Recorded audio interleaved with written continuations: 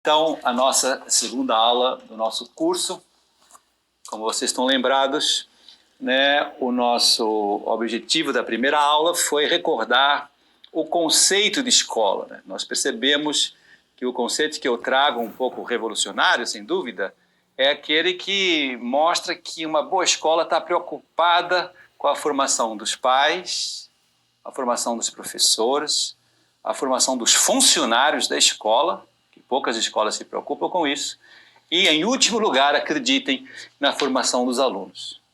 Quando a escola está preocupada com essa formação integral, quando há um projeto de formação integral de pais, professores, alunos e funcionários, né, a escola respira um outro clima. Eu chamo esse clima de alma da escola. Há como que ali dentro, de forma oculta, de forma subliminar, um princípio de operações que está todo mundo ali motivado com os mesmos objetivos, com os mesmos valores. Então isso acaba alterando o clima da escola. É um ambiente unido, é um ambiente de caridade, de compreensão, de carinho. Está todo mundo procurando a excelência, está todo mundo se ajudando mutuamente. Vira uma família. No Colégio Porto Real, como eu falava ontem, a gente costuma dizer assim, quando você entra no colégio, você entra para a família do Porto Real. E é impressionante ver como isso dá certo, as pessoas depois se dedicam, se sacrificam, não ficam lá com pensamentos mesquinhos, calculistas, né? De fato, começa a haver professores dados, pessoas generosas. Então, para que isso tudo aconteça, o que alimenta essa alma? É o tema da nossa segunda aula de hoje, que é a educação nas virtudes. Hoje vamos então focar, como a gente já tinha prometido ontem, na nossa primeira aula, como se ensina as virtudes na escola, como os pais têm que ir aprendendo essa formação também, como a gente falava ontem, para aprender a formar em casa, e como escola e família, aliadas nesse mesmo ideal, não vão ajudando os seus filhos a se tornarem umas pessoas completas, integrais, felizes. Então, para isso, a gente tem que começar conceituando virtude. Afinal, o que são virtudes? Né? Então, obviamente, né, há muitas definições aqui, a gente não vai poder trabalhá-las todas, mas a primeira que mais me parece apropriada para o nosso curso é esta.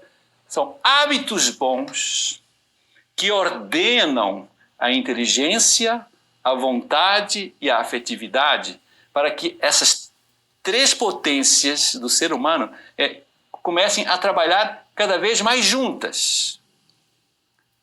Uma criança hoje, a gente percebe em sala de aula, tem uma imensa dificuldade de atenção.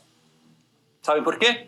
Porque falta virtude na força de vontades. É a vontade que nos dá essa capacidade de me vencer aquela preguiça, aquela resistência ao professor, ao conteúdo. Tem crianças que não gostam de matemática, tem crianças que têm dificuldade em português. Então, quem é que lhe vai dar essa capacidade de aprendizagem? A virtude da fortaleza que nasce ali entre a vontade e a afetividade.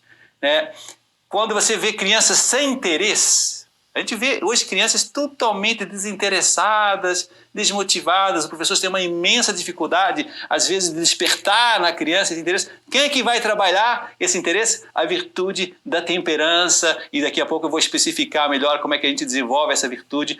Mas percebam que uma criança que não foi desenvolvendo a virtude da temperança, que é a primeira que se deve desenvolver aqui entre nós, ela já está, em princípio, desinteressada, desmotivada, se não gosta daquele conteúdo, se não gosta daquele professor, se é uma criança tímida, se é uma criança que está com dificuldade de relacionamento, aquilo começa a bloquear a criança.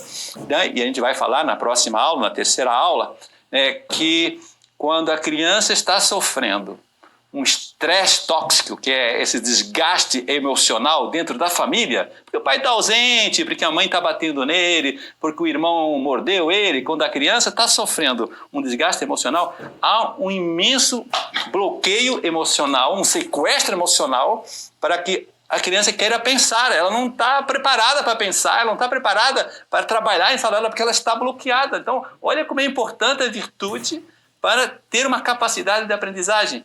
E ainda continuaria dizendo mais, quando uma criança então aprenda a virtude da amizade, da justiça, da generosidade, está trabalhando, né, a sua capacidade mais da socialização, que é fundamental na aprendizagem. A gente precisa do amigo para estudar junto, para um ajudar o outro ali a entender aquele problema de matemática. Quantos de nós, eu fui um desses exemplos que tinha dificuldade em matemática e foi um amigo, eu lembro ele até, ele chama José Geraldo, que me ajudou a entender a matemática, e eu agradeço ele até hoje. E quantas crianças, de fato, desbloqueiam muitos conteúdos quando são ajudadas pelos colegas. Então, as virtudes da socialização, que são várias, que a gente vai trabalhar daqui a pouco, estão colaborando também nessa aprendizagem.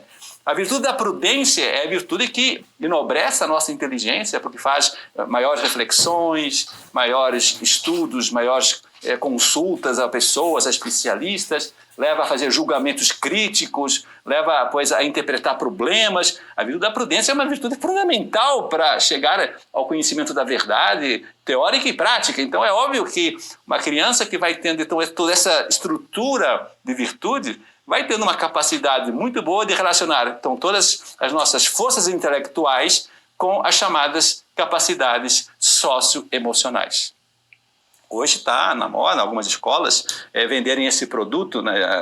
Venha para tal escola que nós ensinamos capacidades socioemocionais. Eu falo, ótimo, já é um primeiro começo, bem ou mal as escolas estão percebendo a necessidade disso, mas será que essas capacidades socioemocionais isoladas em si, elas têm uma explicação em si? Eu acho que não. Se elas não estiverem conectadas com a inteligência e gerarem nessa relação uma força de vontade para sair de si, para sair desse seu egoísmo e querer realmente realizar um projeto de vida, e algo para um outro, né? Esse aprendizado perde sentido e a criança logo desanima, porque é um conteúdo sem uma realidade vital. Então, é importante que nós captemos primeiro esse conceito.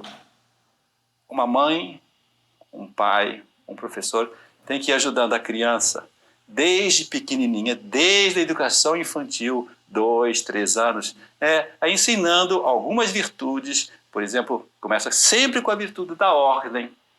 Todo dia colocar a mochila no mochileiro. Todo dia guardar o material na estante. Todo dia guardar, os brinquedos na caixa adequada para os brinquedos. É assim que começa o aprendizado das virtudes. Sempre pela ordem material. É a única capacidade que a criança pequena consegue entender a beleza disso.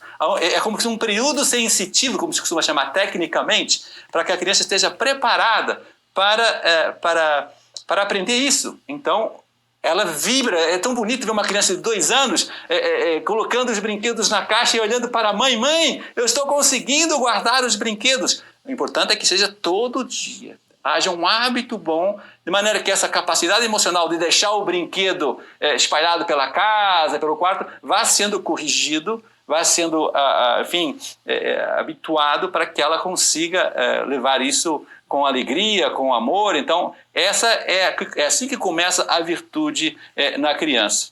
Depois a gente percebe que, aos poucos, ela não vai gostando, né? Ela começa a ficar um pouco contrariada quando a mãe, por exemplo, começa a colocar também a segunda ordem, que é chamada ordem material, a ordem temporal, sabe? A criança tem que ser educada também no tempo. O que quer dizer isso? Tem que haver uma rotina lá na família, né? A que horas vai acordar, a que horas vai tomar o café da manhã, a que horas depois vai brincar, depois a hora que vai no parque, depois a hora que vai dormir depois do almoço, depois a hora que vai ter um jogo, depois a hora que vai visitar a avó. Assim também a escola, uma escola que tenha uma estrutura, um sistema, um método pedagógico sério, como é o nosso Colégio Porto Real, que tem um método Optimist, que importou da Espanha, de Fomento, Centro de Ensinanças. A gente percebeu a importância dessa rotina, e então lá no mural da sala de aula aparece a chegada, depois tem a oração, depois tem moral, depois tem a poesia, depois trava-língua, depois tem a parte mais acadêmica, pode ser uma leitura, pode ser uma matemática, pode ser uma artes, pode ser uma ciências, depois vai ter o momento do parque, da psicomotricidade, depois tem a hora do almoço, depois tem uma rotina que a criança, na medida que ela vai sendo educada nessa ordem temporal, ela vai harmonizando todo o seu interior, toda a sua atividade confusa, todos os seus sentimentos, ela começa a acalmar, ela começa a ver que ali tem uma paz a alcançar. Por isso eu digo que a virtude, é uma segunda definição que eu gosto de dizer, fortalece o ser humano para enfrentar o sacrifício e gostar do esforço e superar as dificuldades para ir amadurecendo. Então, não podemos esquecer isso. A virtude é o caminho normal de um ser humano para ir amadurecendo a inteligência, a vontade e a afetividade. Hoje é comum as pessoas mais velhas dizerem: há uma crise de maturidade na sociedade. E é verdade. Nós percebemos crianças com 15 anos, idade cronológica de 15 anos, mas a idade psicológica de 10 anos. Então, obviamente, olha a desgraça que isso está causando. Uma criança que entra numa sala de aula, que estaria pronto, para frequentar um 9º ano, ou um 1º ano, depende do fim da escola, mas vamos supor que está no 9º ano, 15 anos, mas ela está com uma idade mental e psicológica de 10 anos, ela está com imensa dificuldade de acompanhar a aula, né? Todos nós ouvimos isso com frequência, que professores reclamando, não sei o que está acontecendo, mas antigamente parecia mais fácil dar aula, os alunos eram mais concentrados, os alunos eram mais aplicados. Evidentemente, essa diferença entre a idade cronológica e a idade mental e a idade psicológica era menor, esse delta T era de 2 anos, 3, agora está 4, 5, então parece que a criança de fato não está preparada para assimilar aquele conteúdo, porque não tem capacidade intelectual e psicológica. Olha a desgraça que isso está provocando ao se omitir esse aprendizado das virtudes. Porque a criança não está madura para assimilar e interiorizar o conteúdo que estava sendo esperado que ela tivesse, porque a idade cronológica diz que tem 15 anos. Então, isso também continua chegando à universidade. Muitos estudantes universitários hoje demonstram um imenso infantilismo, esquecem que é o dia do trabalho, esquecem de estudar para a prova. Era hoje a reunião, quer dizer, há um desespero dos professores a perceber que são crianças que estão ali querendo aprender conteúdos importantes. Depois, ainda uma terceira definição que eu pessoalmente gosto de trabalhar é dizer que é através da virtude que você vai conseguir ir diminuindo essa hipertrofia afetiva que a criança tem quando nasce, esse egoísmo enorme que está no coração, que a leva a querer só o bem bom, a querer só fazer o que gosta, a fugir do que custa. É um egoísmo feroz que quer brinquedos para ela, quer pessoas e mães e tios e primas e avós só para ela. Ela quer, muita diversão, muita festa, muita viagem, tudo só para ela. Como é que uma criança dessas vai sobreviver nesse mundo que tem que ser compartilhado as coisas, que tem que haver um mundo de socialização, de relações? Como é que uma criança vai alcançar essa capacidade de doação se ela está com um coração egoísta?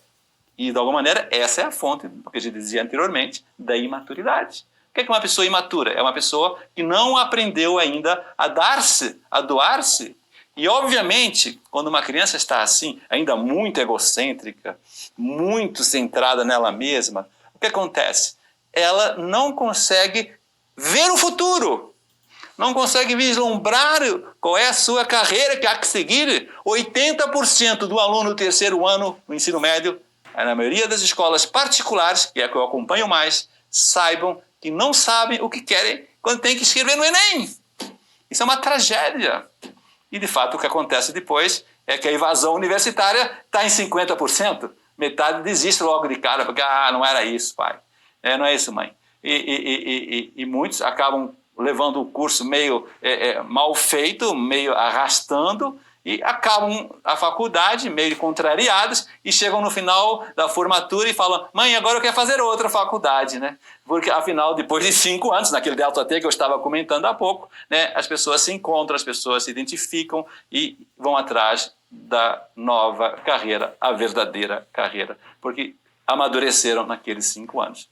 Ontem me fizeram uma pergunta, nesses meus contatos com o público, através do meu do meu Instagram, aproveito aqui para aconselhar a todos que quiserem acompanhar o Jeb Malheiro. Eu tenho esse método de responder as perguntas que as pessoas me perguntam. Em 3 semanas me fizeram 170 perguntas recentemente, que me deixa muito feliz, que as pessoas estão gostando, né, dessa interação com o educador que quer ajudar você. Então me perguntaram, olha, meu filho se formou no 3º ano do ensino médio e me pediu para dar um tempo. O que você acha? E sabe qual foi a minha resposta? Eu falei, acho excelente. Que ele trabalhe agora, que ele rale um pouco, que ele amadureça um pouco, porque talvez depois desse período ele vai se encontrar e vai fazer uma escolha acertada. Então isso será um aprendizado. A faculdade do mundo é uma boa faculdade. Então saibam que é importante você estar sempre se questionando. Meu filho está diminuindo essa capacidade de egoísmo? Esse meu filho está conquistando a capacidade de amar, que é o pré-requisito para eu me encontrar? Lembrem sempre dessa regra de ouro da educação. Isso aqui é um segredo que eu vou contar para vocês. Só uma pessoa madura consegue se encontrar na vida. Maturidade é a base da identidade. O que está acontecendo hoje? As crianças chegam no período cronológico da adolescência, que é o período justamente lá com 12 anos, 13 anos, naquele primeiro período da adolescência, que eles começam a sentir que são diferentes, pois essa sensação está confusa. E não se preocupam em se perguntar, afinal, quem eu sou. Eles estão adiando.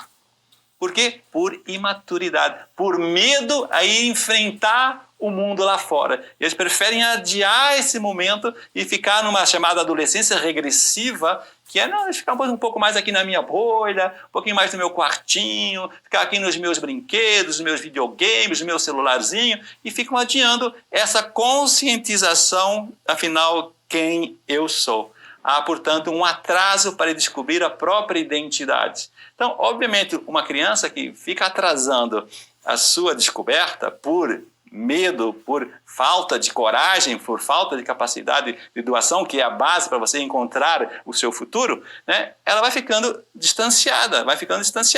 A idade cronológica vai passando, com 14 anos, mas está com aquela idade inconsciente de criança, de não querer pensar na vida, não querer pensar quem ele é, então vai ficando meio estranho. Então, hoje está acontecendo, já tem livros escritos sobre isso, a adolescência até os 33. A Tony Anatrello, um psiquiatra francês maravilhoso, eu adoro esse livro, ele mostrou exatamente isso. Por que a adolescência está indo até os 33? Porque está sendo atrasado essa busca pela própria identidade. Por quê? Porque está havendo um atraso na própria maturidade. E por que está havendo esse atraso na própria maturidade? Porque não está havendo o que fomenta a maturidade, que são as virtudes. Então é uma coisa muito bonita esse raciocínio lógico, mas esse é o grande recado que eu venho trazer nesse curso. Enquanto não houver um processo de maturidade nas escolas, a gente está distanciando as crianças para aprenderem. E, obviamente, a principal aprendizagem que ela tem que ter na sua vida e na escola é quem você é. Então, qual é o fim último para mim da educação? É a autoconsciência de quem eu sou. Enquanto a pessoa não sentir e não conhecer e não querer aceitar esse quem você é, a pessoa está atrasada. A gente percebe que a criança, quando está amadurecida, quando ela foi bem educada nas virtudes, sabe o que acontece? Ela começa a ver que eu tenho esse temperamento, eu tenho essas qualidades, essas aptidões, gosto mais de matemática, gosto mais de português, gosto mais de biologia, gosto mais de me relacionar com os outros, eu sou mais organizado, sou menos organizado, eu gosto de arte, eu gosto de teatro, enfim, ela começa a ver essas aptidões que vieram de fábrica. Ela não teve nenhum momento na sua vida de escolher esses dons, nessas aptidões, simplesmente ela vai vendo esse despertar. E como ela está madura e está querendo usar tudo isso para o bem comum, para desenvolver um projeto vital, para realizar o seu projeto de vida, ela consegue juntar esses elementos e monta um quebra-cabeça e aparece a própria identidade. é aquele rapaz que faz a escolha acertada na universidade, leva a universidade com maturidade, com responsabilidade, já começa a estagiar no segundo ano, no quarto ano ele já está quase contratado, porque é tal a maturidade, o interesse, a responsabilidade no conteúdo das matérias que ele vai levando, que chega depois, no final da faculdade, já totalmente maduro para criar uma família, para, enfim, pensar já no seu projeto social, etc. Então, repare, né, há uma relação muito forte, hoje em dia, em a vida universitária meio frívola, com essa imaturidade. Há uma imensa relação de crianças e adolescentes na vida universitária, e os professores universitários sofrem muito com isso, porque, na verdade, não houve esse acompanhamento na virtude. Então, é importante que lembremos que uma pessoa está madura, ela se encontra. E sabe o que acontece quando ela está com a identidade já cada vez mais, enfim, formatada? Nasce, consequentemente, depois uma imensa liberdade. Eu quero fazer essa faculdade, eu quero vencer esses obstáculos, eu quero alcançar aquela empresa. Então, olha que regra, você quer ir a 1000 por hora? 1000 por hora é maturidade, identidade e liberdade. Quer ir a 1000 por hora na sua vida? Tenha uma base de virtudes. Quando você não tem essa base de virtudes, o teu ritmo na vida está a 10 por hora. Você está indo muito lento. Então você vai sofrer depois, lá na frente, com essa realidade. Portanto, olha a importância desses conceitos importantes sobre virtudes.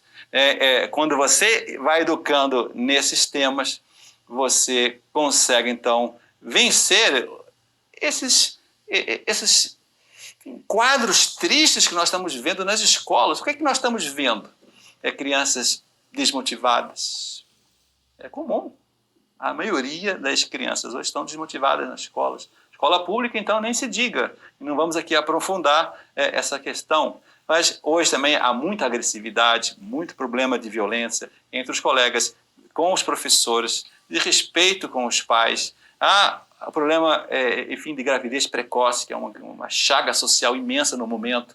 Tudo isso são, claro, sintomas de que alguma coisa está errada aí nesse sistema educacional. O que está acontecendo? Né? E também percebemos pais desinteressados, pais que terceirizam a educação. Nós vamos falar isso na próxima aula, como os pais têm o dever de estar acompanhando, né, essas aulas dos seus filhos, essa lição de casa, como é que os pais têm que, enfim, estar junto dos seus filhos para que aquela parte afetiva que a gente falava há pouco favoreça um bom aprendizado.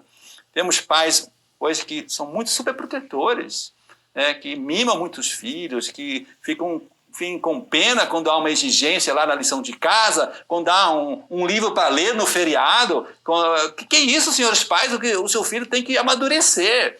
O seu filho não vai para a escola para ficar brincando e comendo a merenda. A escola é para aprender, e aprender exige esforço, exige sacrifício. Quem é que conseguiu ideais elevados na sua vida sem sacrifício? Então, é óbvio que se uma criança não é educada no sacrifício, ela está sendo condenada a ser fracassada. Você está com enfim, um bom coração, querendo ajudar a sua criança, mas não está percebendo que isso é exatamente o contrário. Uma mãe superprotetora gera depois um infrafilho, porque ele é incapacitado para aprender. Então, é óbvio que os pais têm que cair um pouco na real. Em vez de ser, enfim, educar com o coração, tem que educar com a razão. E pensar que, de fato, uma criança de sucesso é aquela que foi educada na virtude e aprendeu a se superar nas dificuldades. E, pois, sabemos muito bem que essa onda materialista, do prazer a toda ordem, toda a busca desenfreada de consumo, tudo isso vai favorecendo mesmo um clima, né, de pouco esforço na escola. E isso, obviamente, depois, o que é que acontece? As crianças ficam com uma baixa tolerância para a frustração, uma pouquíssima resiliência para superar as dificuldades. E hoje acho que a gente vê as crianças em sala de aula, elas estão, enfim, em 10 minutos totalmente desligadas, porque não têm mais capacidade, né, de acompanhar aqueles conteúdos difíceis.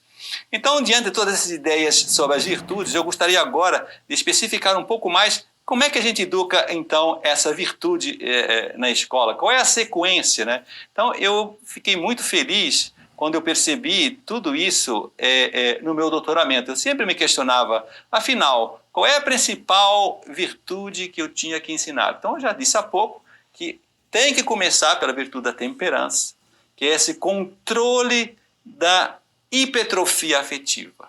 A criança vem ao mundo com uma imensa necessidade de prazer que é exagerado, não precisa de tudo isso. É bom o prazer, lógico que é. É lógico que é bom descansar, é divertir-se, comer, viajar. Quem não gosta disso? O problema é que a criança vem com uma tendência exagerada a querer tudo isso. Então, como é que diminui esse apetite chamado concupiscível? É através da virtude. É assim que você vai diminuindo, colocando um pouco de limites. Quantos pais me pedem em minhas palestras, em minhas conferências, me fale de limites, por favor, porque os pais não percebem que esse é o caminho. O problema é que os pais, em geral, são os que alimentam esse apetite concupiscível, dando todos os brinquedos que ela quer, organizando festas caríssimas, quando não tem o menor sentido fazer isso, pois favorecendo, às vezes, pois viagens, enfim, à Disney, quando a criança tem 2 anos. Que sentido tem isso? Uma criança que tem 2 anos fazer uma viagem à Disney não tem nenhum sentido. Mas é óbvio que quando há uma ânsia desenfreada de prazer e de consumismo que a nossa cultura não está impondo, então a criança também vai reproduzindo, né, no seu coração e no seu mundo psicológico esse tipo de apetite. Então é óbvio que a virtude, ela vem combater isso. Então a primeira é a temperança, que eu divido a temperança em 5 pequenas frentes. A ordem material a gente já falou, a ordem temporal a gente já falou, vem a terceira ordem, que é a ordem afetiva. Quantos pais me reclamam que a criança não respeita mais a avó? Quantos pais reclamam que ele já não obedece ao professor? Quantas crianças hoje entram numa igreja correndo? Quantas crianças hoje não sabem mais comer, não sabem mais se vestir, se pentear, não estão preocupados com os outros? Isso é uma educação afetiva. A educação afetiva é quando você ensina a criança a pensar, olha, tudo que você está fazendo, você tem uma obrigação social, você está se relacionando com pessoas, então você tem que saber respeitar o mais velho, você tem que respeitar a Deus, você tem que obedecer ao professor, você tem que seguir normas de boa educação, quando come, quando se veste. Se você vai num casamento, tem que uma roupa, se você vai numa festa é outra, se você vai estudar é outra. Assim, há regras, critérios que a sociedade foi descobrindo que leva justamente a viver na prática o respeito ao outro. Uma pessoa que veste de qualquer jeito, que se penteia de qualquer jeito, está dizendo assim, não estou nem aí para ninguém, eu estou pensando só em mim, estou pensando no meu próprio umbigo. Então, reparem como isso já está sendo uma forma, de forma inconsciente, infelizmente, de estar alimentando um ego na criança e, obviamente, ela vai sentir muita dificuldade depois para sair da sua bolha, porque ela está tão enraizada e alimentando o seu ego com esses pequenos desmazelos, com esses pequenos descuidos, que como é que ela depois vai conseguir sair da bolha e pensar no outro, se ela não foi educada desde pequena a viver a ordem afetiva? Então, a ordem afetiva hoje é muitíssimo importante. Falar de respeito é falar de autorrespeito. Quando a pessoa não se respeita, quando a pessoa não está preocupada em encontrar, pois, o seu ser, encontrar o equilíbrio emocional e pensar no seu futuro, está também, assim, dessa forma, vivendo de forma animal, de forma inconsciente. Então, por isso é que acontece hoje que as pessoas não estão nem aí com o outro, porque também não estão aí consigo mesmo. Então, há esse desmazelo, depois vem todo o problema da obesidade, vem todo o problema de drogas, vem todo o problema de delinquência mesmo, que aquilo já é um reflexo de uma animalização completa, porque a pessoa já não consegue se amar a si mesmo corretamente, então fica um pouco desanimada. A gente vê isso muito nas comunidades, quando a criança não ter tido esse apoio afetivo, ela já está totalmente animalizada, então para ela tanto faz, e se morrer com 20 anos também tanto faz, ela já está totalmente desinteressada. Depois ainda vem a ordem mental. É o 4º nível da virtude da temperança. O que é a ordem mental? Pois é, a criança tem que começar a ter critérios na cabeça, o certo e o errado. E tem que habituar-se a perguntar se pode ou não pode. A obediência tem a ver com a ordem mental. É saber se aquilo pode, não pode, se faz bem, se não faz bem. Ela tem que aprender o que é o bem imediato, que é o prazer que vem do sorvete, e o prazer imediato, que vem depois de de uma lição de casa, a pessoa que faz uma lição de casa bem feita vai na prova e tira 10. Essa alegria de tirar 10 é infinitamente melhor do que a alegria do sorvete, que passa logo. A gente nem lembra do sorvete que tirou ontem ou da semana passada. Agora, a gente não esquece o 10 da prova. A gente não esquece o trabalho que fez bem feito 10 anos depois. É impressionante como as alegrias que são mais duradouras, que são mais trabalhadas, que são fruto de um esforço e de um sacrifício, têm muito mais valor. Então, a criança precisa descobrindo isso com a racionalidade. Então, a ordem mental leva a criança a não se enganar entre o que é meio e o que é fim. E hoje as pessoas pensam que o dinheiro é o fim da vida. Isso é uma das maiores mentiras sociais do momento. Não, o dinheiro é um meio. O fim é a sustentação da família, é ajudar os outros. Para isso é que a gente deve ganhar dinheiro. Então, repara, esses conceitos todos, se a criança não tem essa ordem mental, ela vai ficando meio confusa e aí, obviamente, age em função do sentimento e do egoísmo. E, obviamente, vai ser uma pessoa muito infeliz. E ainda tem um outro nível, juntando essas 4 ordens, e o que faz esse invólucro todo é a chamada virtude da sobriedade, que é a virtude, então, do limite. Que a virtude da sobriedade é aquela que me leva a colocar limite na comida, na bebida, no sono, na diversão. Sabiam que uma criança até os 5 anos ela deve ver no máximo 40 minutos de internet? Uma criança que está no Fundamental 1, de 6 a 12 anos, ela tem que ver no máximo, somando celular, televisão, tablet e computador, 2 horas. Vocês sabem qual é a média brasileira? Segundo recentes pesquisas, está entre 5 a 6 horas diárias as crianças no Brasil diante dessas tecnologias. Olha o estrago que isso está provocando na aprendizagem. Por que a criança não consegue estar também atenta e saudável? Também por isso, não é só pela falta da virtude da fortaleza que a gente falava há pouco, mas é também porque ela está tão estimulada, tão desorganizada lá dentro, que como é que ela vai conseguir se focar, né? Se ela está num caleidoscópio da imaginação imenso. Então, é óbvio que os pais são poucas vezes conscientes do mal que é deixar a sua criança diante de um computador, de um celular. É a solução mais fácil? Claro que é a solução mais fácil, mas e as consequências dessa solução mais fácil é que as pessoas não veem. Então, os pais têm que começar a educar na temperança e atenção, têm que começar a criar gatilhos. Isso é um conceito muito importante da virtude. A criança tem que aprender sozinha a querer guardar os brinquedos. Não basta a mãe educar fazendo que ela guarde somente quando ela está presente. Isso é um grande defeito do ensino-aprendizagem das virtudes. Ela só guarda se a mãe pressiona, então, algo que vem de fora para dentro. Isso não é virtude. Isso é uma falsa virtude. É um hábito forçado, um hábito externo. A virtude é um hábito interior, interiorização do bem. Então, como é que eu crio isso na criança? Ela está brincando lá com 2, 3 anos, eu chego com a caixa vazia, falo, o que é que faz?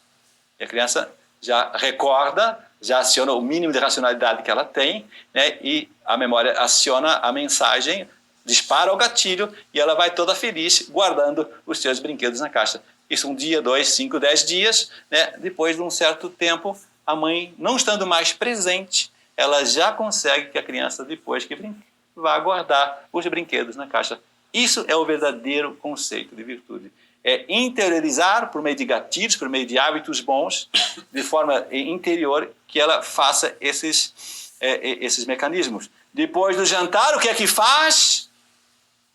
Se há um mecanismo bem construído pelos pais, ela já sabe que tem que escovar os dentes. É automático. Jantou, levantou da mesa, ela já vai lá e escova o dente. Não precisa ninguém, não vai escovar o dente. Agora, se a criança só escova o dente quando a mãe lembra, isso não é virtude, isso é um hábito externo pobre que depois que a mãe viaja, depois que a criança fica mais velha, ela não consegue perceber o bem e vai largando porque ela não captou o verdadeiro fim da virtude. Então, o primeiro objetivo da virtude é criar gatilhos através da ordem. Depois, qual é a segunda virtude que vem? A virtude da fortaleza. A virtude da fortaleza é a virtude que a criança vai aprendendo que ela tem que estar sofrendo mesmo. Ninguém consegue diminuir o seu egoísmo senão por meio das pequenas renúncias. É uma coisa filosófica. O que é o egoísmo? O egoísmo é um apego exagerado ao próprio eu. Eu quero muitos brinquedos, eu quero muita comida, eu quero muito descanso, eu quero muita roupa, eu quero muita diversão. Então, o problema do egoísmo é esse, a pessoa tem uma necessidade exagerada desses bens. O que é que uma boa mãe, um bom professor tem que fazer? É mostrando para a criança que essa necessidade que ela sente é falsa, não é verdadeira. Ela criou essa necessidade ou veio de fábrica com essa necessidade. Então, o que a mãe tem que fazer? É ir diminuindo essa necessidade. E como é que diminui essa necessidade? Privando-a desses bens.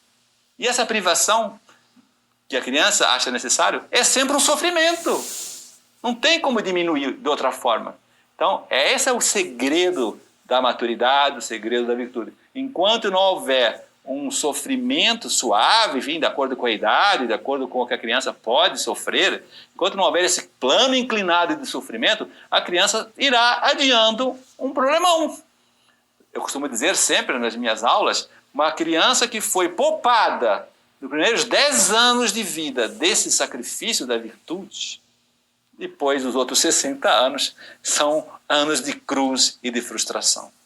Por outro lado, aquela família que soube e entendeu o conceito de virtude, percebeu que tinha que realmente ir privando a criança desses bens que ela achava necessário, e tentando que ela descobrisse outros bens, como amar a mãe, amar o irmão, serviço ao próximo. Quando ela, nesses primeiros 10 anos, ela consegue ir experimentando, num plano inclinado suave, mas real, essa privação, portanto, do sacrifício, depois, quando chega aos 10 anos, até os outros 70 anos, a pessoa tem só um céu de brigadeiro, porque ela está pronta para enfrentar a vida. Senhor pai, o que você prefere? Sofrer 10 anos para ter uma vida feliz e um filho realizado? Ou você ficar se auto-enganando durante 10 anos, dando todos os prazeres e poupando o sacrifício, e depois tendo uma cruz imensa e um gasto imenso em médicos, em remédios e em desgraças familiares que nós estamos cansados hoje de ver. Então, pensa um pouco sobre isso. Então, é necessária a virtude da fortaleza, principalmente dos 7 aos 14 anos. É a idade ideal para a criança aprender a sofrer. Por quê? Porque ela já está com a razão desenvolvida. O uso da razão começa aos 6, 7 anos. E quando a criança começa a pensar um pouco mais nesses bens mediatos, aqueles que vêm um pouquinho depois, ela já aceita sofrer. Ela entende que é só um momento estratégico de perda para um ganho maior depois. Ganho no amor, ganho na realização, ganho na felicidade. Então, a criança experimenta isso. Então, o pai que tem medo de contristar o filho simplesmente está adiando uma bomba relógio para contristá-lo depois lá na frente com muito mais sofrimento, porque a vida cobra muito de todos nós. Então, temperança, fortaleza. E quando a criança está nesse plano inclinado da virtude, ela já está pronta para quê? Para sair da bolha. Porque o que prende a criança e deixa ela imatura, a gente já falava há pouco, é ficar na sua bolha, no seu conforto, no seu quartinho, no seu computador. Quando ela já está um pouco desprendida desses bens materiais, ela já está com capacidade de sofrimento, ela já sai da bolha com tranquilidade, com serenidade, ela está preparada para a vida, saindo da bolha. O que acontece? Ela encontrou outro, começa a virtude que elas mais gostam, que é a virtude da amizade, a virtude da generosidade, compartilhar brinquedos, compartilhar tempo, ajudar nos estudos. Até gosta de ir num orfanato, levar uns brinquedos que não brinca mais, dar uma roupa que não usa faz mais de um ano. Quer dizer, a criança começa a ter umas novas vibrações que antes não tinha, que o egoísmo dela não deixava. Então, quando você liberta a criança desse egoísmo, você está tornando ela uma criança feliz. Por isso eu digo que a minha teoria da virtude é uma teoria libertadora. Essa é a verdadeira liberdade que a gente tem que vender hoje, e não aquela falsa liberdade revolucionária de Paulo Freire, que ensinava que a educação teria que criar nas crianças uma liberdade revolucionária, que através das palavras e através das frases que ele construía lá, e criando na criança uma raiva e uma indignação diante da injustiça social, e criava nas crianças então uma liberdade falsa, que é uma liberdade que vem com o ódio, que vem com a luta, que vem com as armas. Isso nunca trouxe liberdade, trouxe mais guerras, mais escravidão e mais desgraças. Então, a minha teoria da virtude, ela é libertadora sim, mas a liberdade verdadeira é libertar-se desse egoísmo que está dentro de si, para lhe dar uma capacidade de amar os outros, de compreender os outros e de superar as dificuldades para realizar o seu projeto de vida, que é o que todo mundo quer. Enfim, e a última virtude que a gente tem que agora ir completando é a virtude da prudência lá. Enquanto a criança quando era pequena, foi vendo que diminuindo o prazer, ela ficava feliz lá na temperança, lá nas virtudes pequenas da ordem. Depois a fortaleza, ela ficou feliz, conseguiu sair de casa na chuva, conseguiu subir o Pico da Tijuca e ter uma vista maravilhosa do Rio de Janeiro, conseguiu depois fazer um trabalho bem feito na escola e tirou 10. Quando ela vai tendo essas alegrias, ela começa a ter amigos, A nossa prudência, ela vai construindo um arcabouço de ideias e de critérios que vão orientando depois, quando chega lá a adolescência, a boa adolescência, lá já com 15, 16, ela começa a ter critérios claros, certo, errado, bem, mal, o que eu tenho que fazer, o que eu não tenho que fazer, e ela começa então a ter um poder imenso que se chama o autodomínio. A prudência é autodomínio. Quantas mães e hoje me falam, o que eu faço com meu filho que fica o dia inteiro no celular? Eu falo, ensina o autodomínio. Se não tiver autodomínio para controlar o celular, ela vai ficar o dia inteiro, porque é isso que ela gosta. Aí o que eu faço agora com minha filha, que quer ir num baile de carnaval? Eu falo, se ela não tiver autodomínio, não deixa ir, porque vai rolar problemas confusos e graves, como tem acontecido, e a gente sabe disso. O que eu faço com minha filha agora, que quer ir numa viagem? Pois ela já tem autocontrole, já tem capacidade e prudência de dizer não para o que é errado e dizer sim para as boas escolhas? Então pode deixar. Você que tem que testar a sua filha. Se ela combina com você que vai chegar às 10 horas da noite depois de uma festa e ela chega à meia-noite, ela não tem a capacidade de autodomínio, não tem prudência suficiente, então não deixa. Enquanto você não perceber, pela teoria da pipa, você vai largando, vai soltando. Se ela você percebe que ela não tem essa capacidade de autodomínio, é óbvio que ela vai ter, que esperar um pouco mais. E ela vai ter que conquistar a tua confiança para você deixar a sua filha ir na festa e na viagem, ter celular e assim por diante. Então, repara, esse processo é lindo, porque vai, de alguma maneira, protegendo a sua criança, porque ela vai tendo autodomínio, depois ela começa a ser mais equilibrada, mais serena, não sofre tanto com as frustrações, depois ela começa a ser mais inteligente, porque, como dizia, a parte afetiva bem controlada leva a racionalidade a funcionar melhor, tem mais vontade de aprender. Vocês sabem como é que os gregos chamavam a temperança? A temperança é a proteção da inteligência, a proteção da racionalidade. E o contrário que a gente percebe hoje também é verdadeiro. A falta de temperança leva justamente à irracionalidade social, que é o que nós estamos vendo nas pessoas adultas. As pessoas perderam a sua capacidade racional, deixaram de ser animal racional para ser um animal emocional. E o animal emocional vai educar quem? Vai educar como? Você sabe a resposta.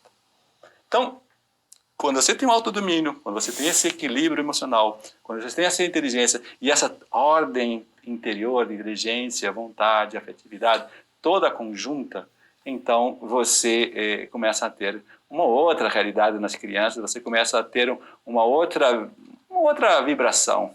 E para a gente terminar, porque já está passando do tempo, quais são os 3 grandes desafios para educar na virtude na escola e na família? Então, em primeiro lugar, perceberam que exige um pouco de tempo para interiorizar a virtude. Contar com o tempo.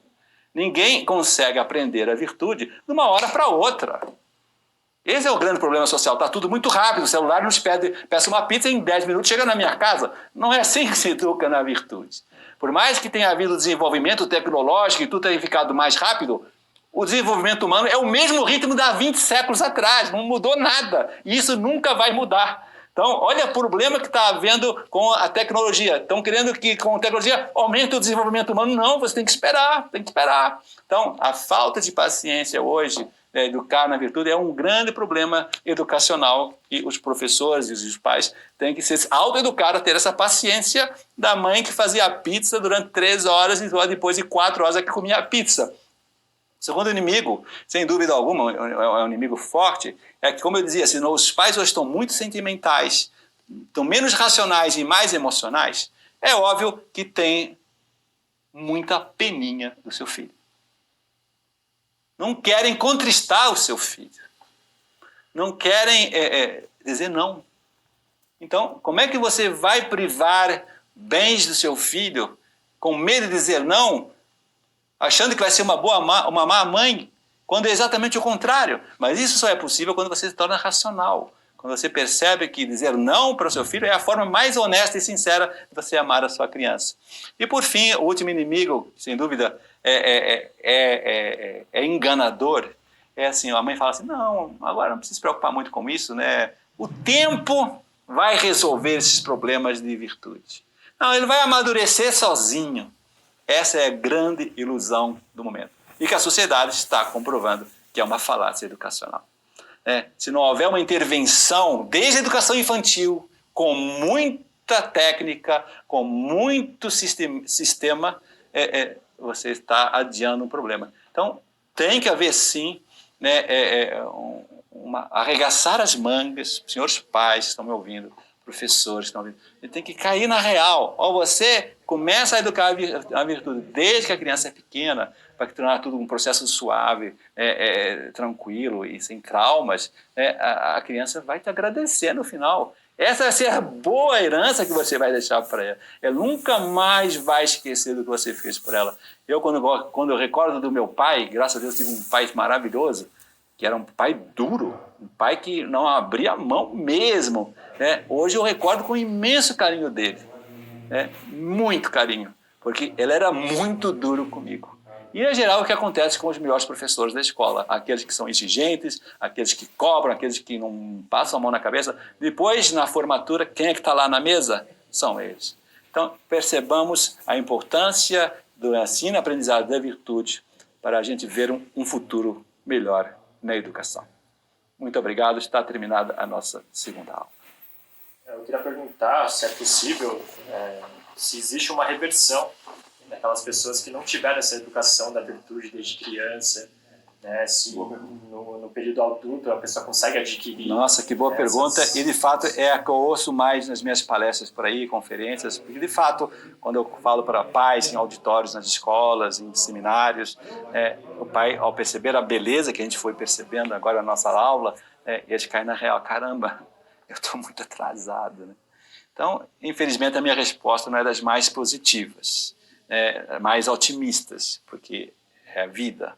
Eu costumo dizer assim, uma criança que foi ensinada na virtude, como a gente foi ensinando na aula, desde a educação infantil e tal, chega lá aos 18 e 20 anos, então esse processo foi um processo harmônico e leve, sem muito sacrifício. E a gente percebe isso nas crianças. Quando começa, a partir dos 20 anos, até aos 30 anos, eu costumo dizer assim, o durepox ainda não endureceu. O durepox ainda está mole, mas está quase endurecendo. O que quer dizer isto? Que se torna muito mais difícil. Eu já trabalhei com muitos universitários nesse aprendizado da virtude, eles começam a se interessar mesmo por esses hábitos, e eu ponho pequenas metas. Então eu percebo que é um trabalho dificultoso, porém ainda é conquistável. Agora, depois dos 30, eu só consigo entender a base do mundo transcendental. Eu acredito que a oração, que a ação da graça de Deus nas pessoas, aqui pode ter gente de várias religiões que estão me compreendendo perfeitamente, e quando de fato a gente reza a Deus, há de fato uns milagres da graça que de alguma maneira nos recuperam, amolecem esse durepox e nos dão a chance de voltar a aprender nas virtudes. Então, o processo é exatamente igual no adulto. Temperança, fortaleza, amizade, justiça, e depois prudência, sempre nessa sequência, porque é a base de uma da outra. Então eu já vi pessoas adultas que depois de um certo tempo foram aprendendo as virtudes através da oração, através da luta interior, e vão conquistando grande parte desse atraso, mas nunca vai ser o mesmo que uma criança. O exemplo do Agostinho de Hipona, né, que ele adquiriu essas virtudes depois dos 30 e poucos. É um exemplo do que eu estou acabando de explicar. Ele só conseguiu essa conversão ao bem, e se tornar uma pessoa depois exemplar, e foi santa, depois dos 37 anos, com a ajuda da oração. E a oração da mãe de Santa Mônica, e também com a própria... Ele foi uma pessoa que depois virou um sacerdote, depois virou um bispo, e depois teve uma vida muito penitente. O que é uma vida penitente? É uma vida de oração e sacrifício pelo bem. Então, é óbvio que esse é o caminho, e é um caminho feliz, mas doloroso.